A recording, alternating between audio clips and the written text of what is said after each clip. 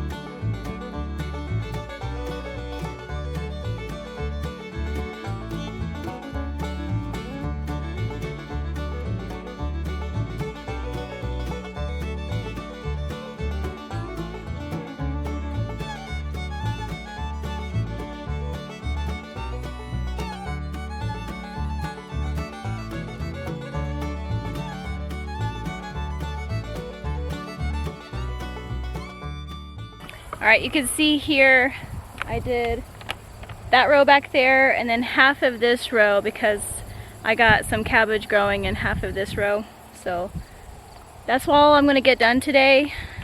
I got other things that I need to do, but I'm glad I at least got this bare soil taken care of, and then I'm going to turn on the sprinklers and let it soak really well and hope for rain tonight, and then just remember to always keep it moist. Now I forgot to mention the rows that I have all of my fall plants planted.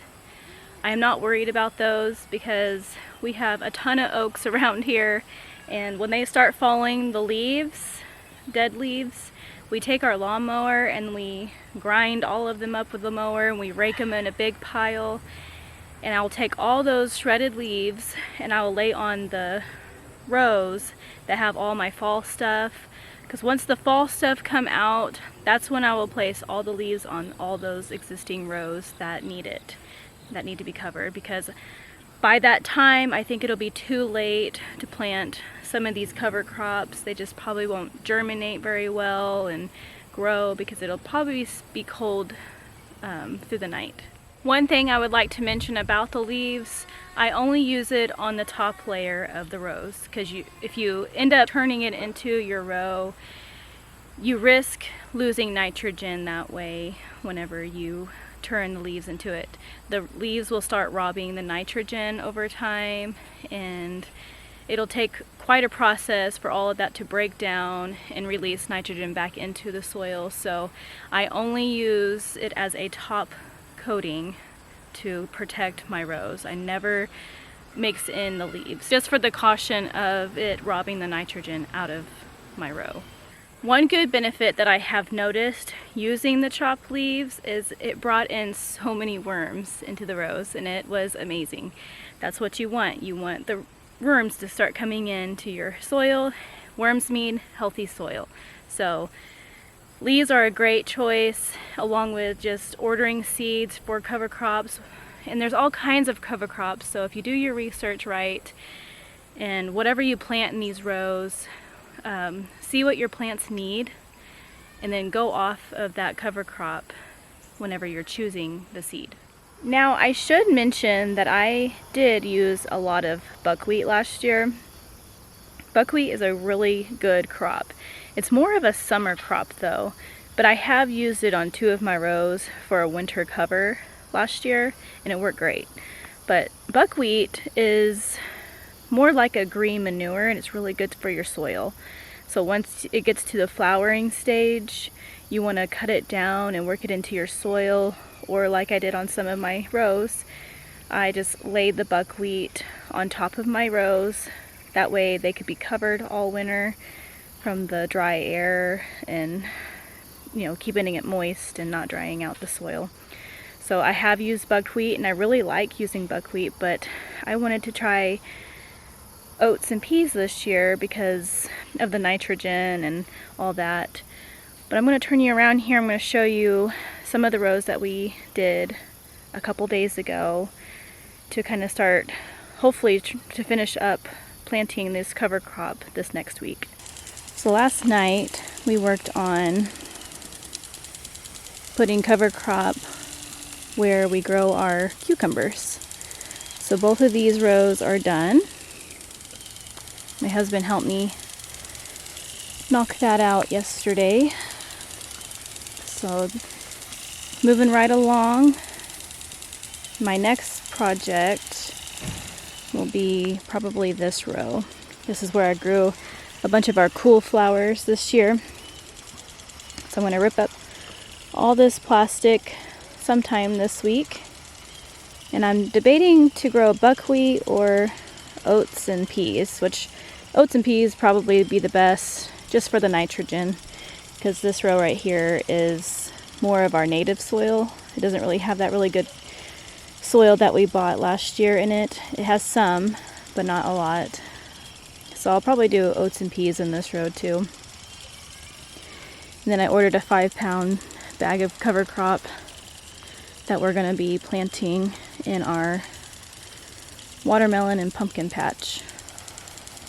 This is when I wish I had a seeder, because this is going to take forever to seed this whole entire thing. So I got basically this back row done, and the cucumbers. That's what I have done so far. And then there's 2 rows back here of squash that I need to rip out this week and plant those in cover crop. And I'm getting really close to probably being done, because my asparagus doesn't need any cover crop. It has mulch all over that.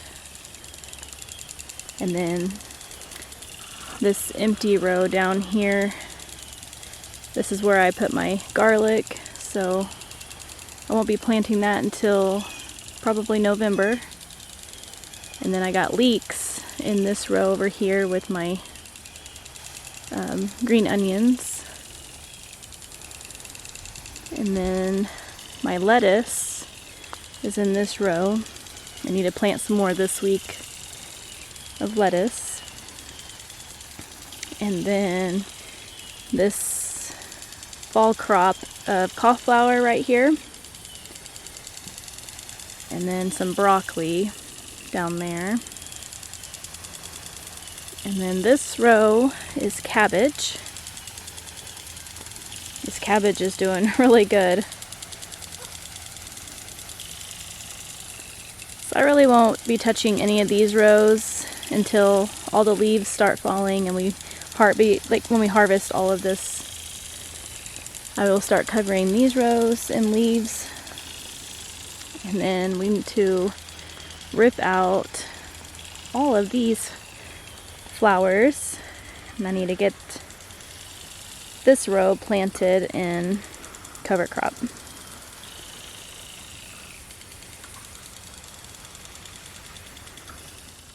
So what I did here was, this is that cool flower row that I had, and I ripped up the plastic.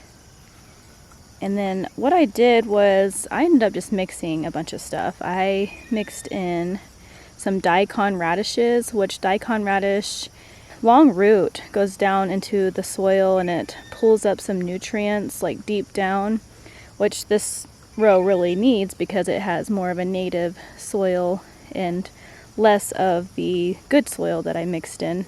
So I did some daikon radish, and I put in some oats and peas in this row. And then I also threw in some buckwheat. So I got a mix of everything in this row. That way everything can help it out on this row, which this row is actually looks really good compared to last year. Whenever we were seeding this, the soil just felt so good. But we have worked on pulling out rocks and just making sure that this row has always been covered in a cover crop, and mainly it was covered in buckwheat last year. Whenever I would pull the flowers out and it needed to have something different, a buckwheat is a really fast growing cover crop, so that's why it's a great beginner's choice on cover crops. And it's so fast growing that your soil won't be bare for very long. So that's a great cover crop to use. So we got this row done. And then, of course, the other day we got the cucumber row done. And then the 1.5 rows that was back here. So we still got 2 rows back there. And then this whole entire big watermelon and pumpkin patch to do. But I wanted to come over here and show you guys that my first row that I did is starting to sprout. So I don't know if you can see that, but look at all of these sprouts. And it's been less than 7 days since I planted these. These were the very first rows that I planted.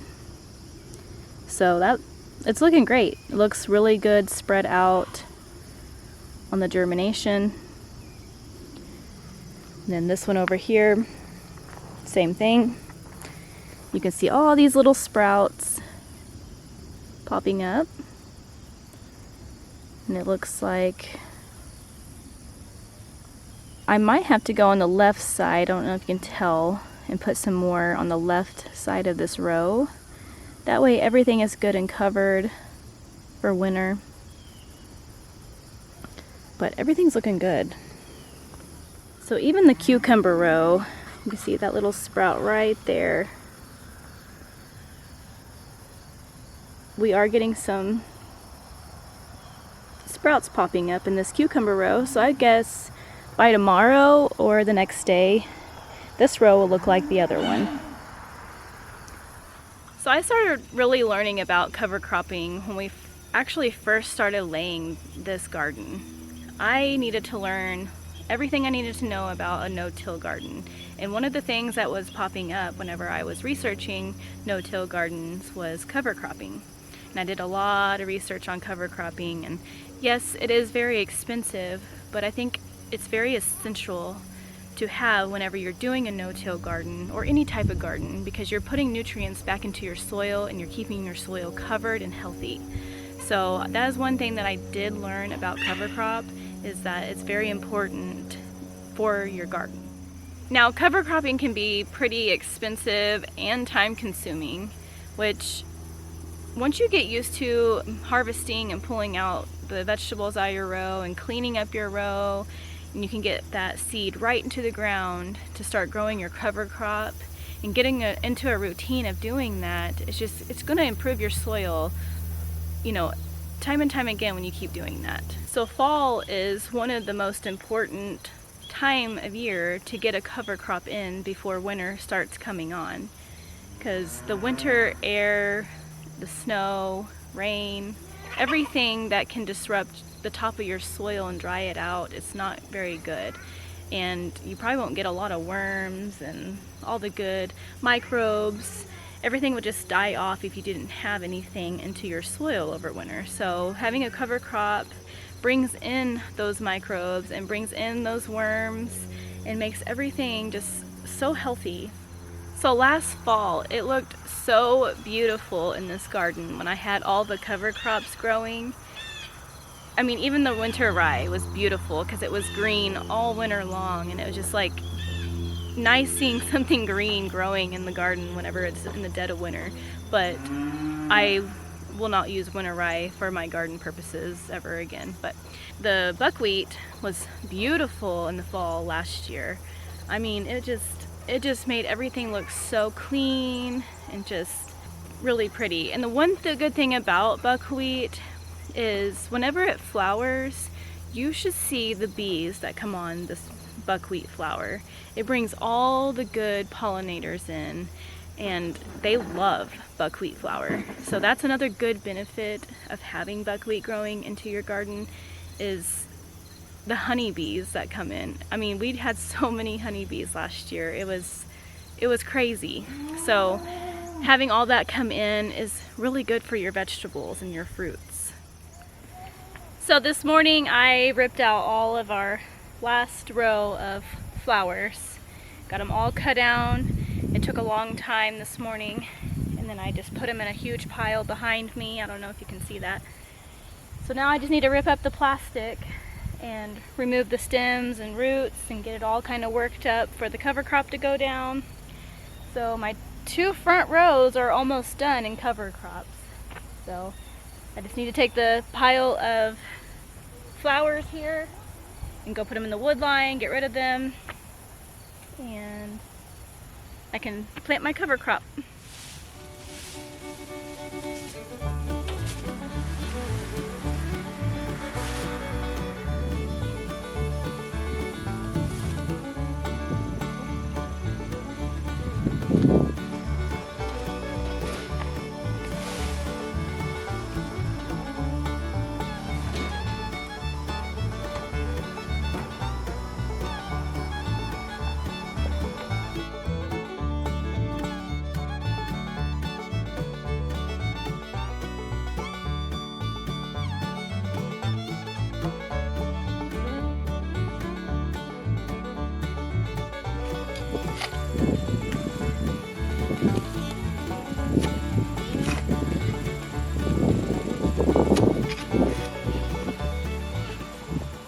Got all the roots ripped out, and this row is ready to be seeded in the cover crop.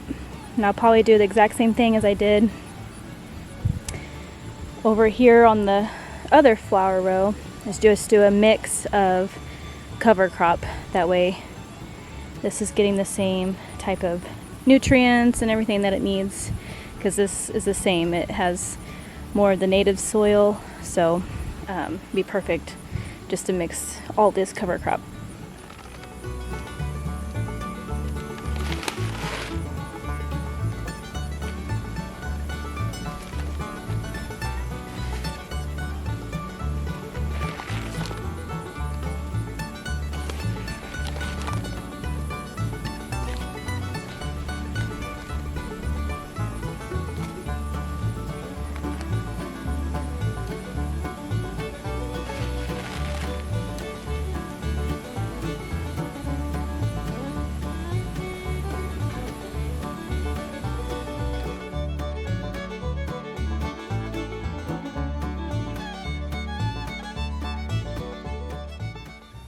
So looking at the main entrance of the garden, these 2 front rows that were full of flowers are completely done and planted with cover crop.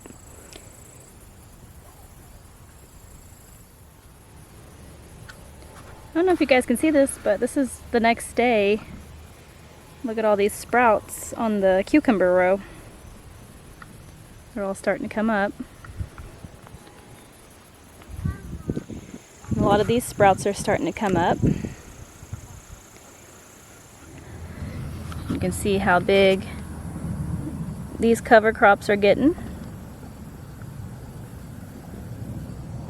Getting pretty tall. This is the oats.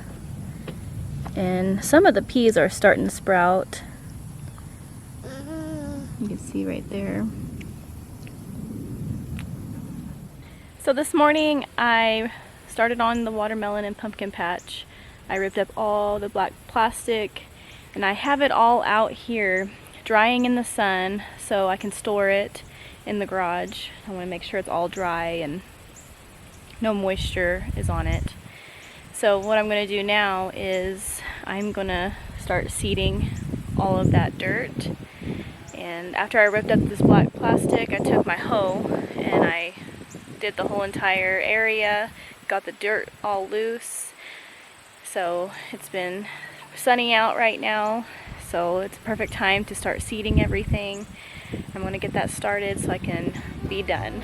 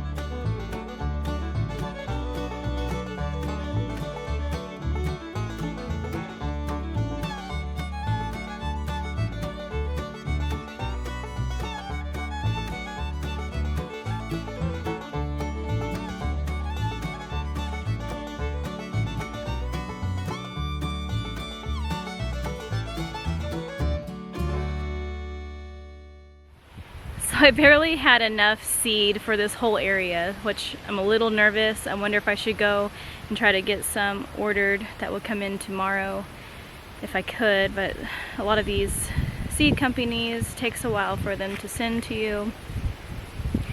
So I'm hoping that I got enough seed on the soil. I'm gonna work it all in. The only thing I'm worried about is whenever I take the plastic off, the grass starts growing really bad. So hopefully I get enough seed in the ground to cover this whole area. But I might go ahead and order some more seed and cover it one more time while these are germinating.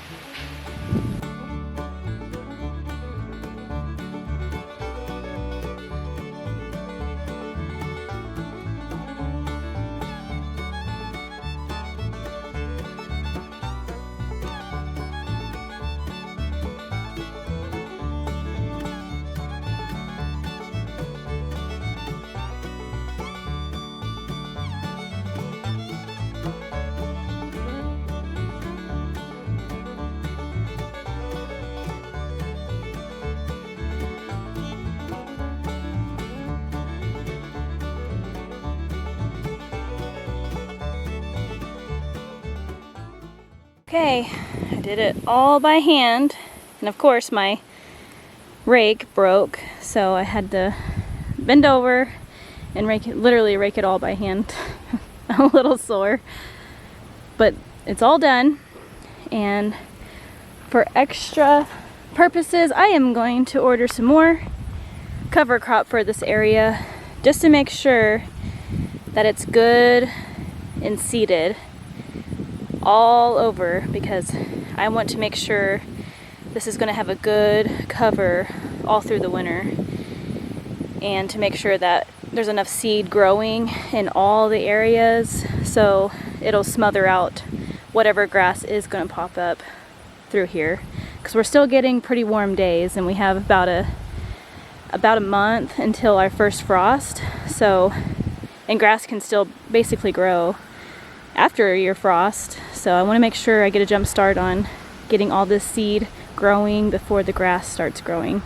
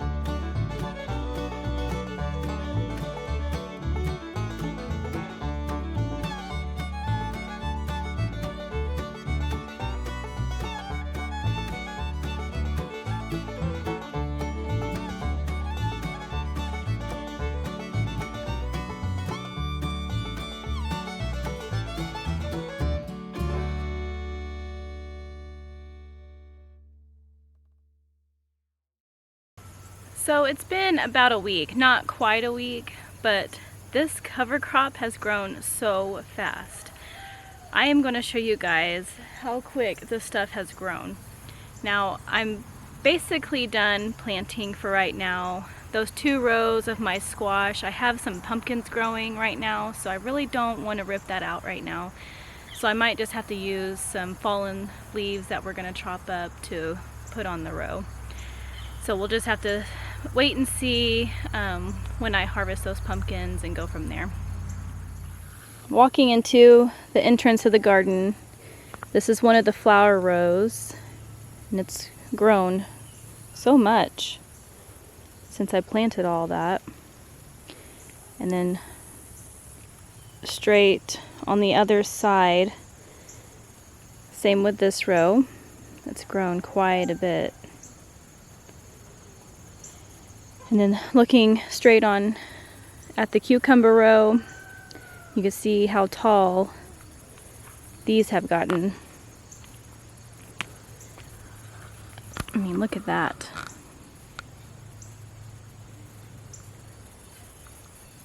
So when I was seeding the pumpkin patch and the watermelon area, I was a little nervous that I needed to order more seeds but looking at it now, the germination is really good, and there might be a few spots that might need to reseed, but for the most part, it looks really good.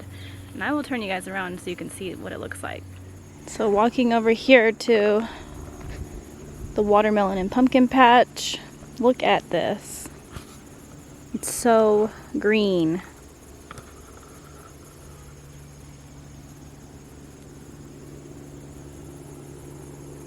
Now I really won't know for sure until a lot of this gets way bigger when it's growing to see how much it really is going to cover, but you can tell on the edge that it definitely needs more cover crop, mainly on this other side too.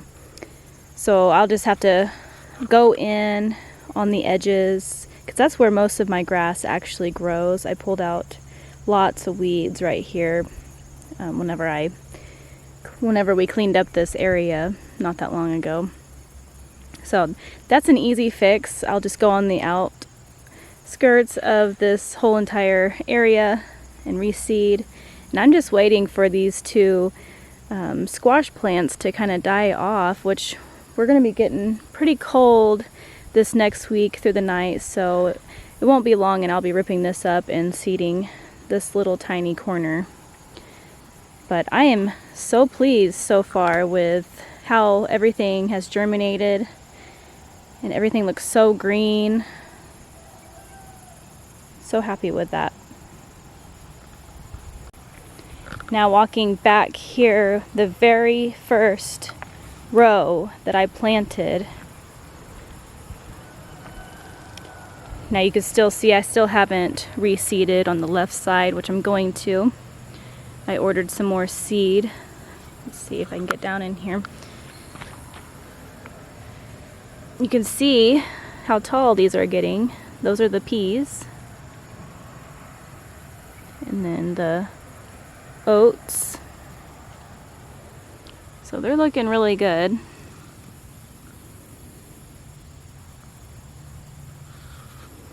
And over here, now a lot of this stuff is dying out. These are the two rows that I still need to finish, but it'll probably be another week or two before I decide to rip all of this out. But I did have a pumpkin growing right here, so I'm just gonna let it grow. And then a few of these zucchini plants are still producing, so it's not a big deal. One of the things that I need to finish is cutting out all of my tomatoes and getting it all cleaned up. Last year I had just leaves covering all my containers, and actually I saw some worms, which was really good, on the very top whenever I was working in the soil before I planted all these tomatoes. But I think I might, if I have time, grow some cover crop in here, because the soil needs some nutrients and the tomatoes are really heavy feeders. So I need to think about putting nitrogen back into the soil and keeping it healthy. And then if I don't get to that, I will just do what I did last year. I'll just put chopped leaves on the containers to keep everything protected. So that's a big project that I need to get done in the next week or two, but I'm not worried about it right now. All of the tomatoes are basically dying off. We've been getting a very few here and there that aren't rotted or anything, but that is another big project that I need to start doing. And then I think after all of this, other than my fall stuff that needs to come out and covered with leaves, which there's not too many leaves falling right now, so that'll be another project for another time. I'd say half of everything is about winter rice in this garden, other than what needs to be covered in leaves. Now in our big major project, after all of this, we'll be fixing the garden boxes because they're falling apart. So that'll be our winter project sometime. We're not worried about it right now. I did cover leaves last year in these garden beds, so I'll probably do that again, because I don't think I want to grow anything in there right now, since we're going to have to be working on that project. Everything else, I am just I'm really happy with all these cover crops. They're growing really fast, quicker than what I actually expected. So I hope you guys enjoyed my cover crop video. I just honestly just needed to get this planted because I think we're about 2.5 to 3 weeks before our average first frost, and I needed to get those into the ground, and I believe I had just enough time to get that done because I mean they're growing pretty quick. So I'm so pleased with how everything is growing, and it's just going to help keep my soil healthy for next year. So hopefully next year we'll have a really good year like we had this year.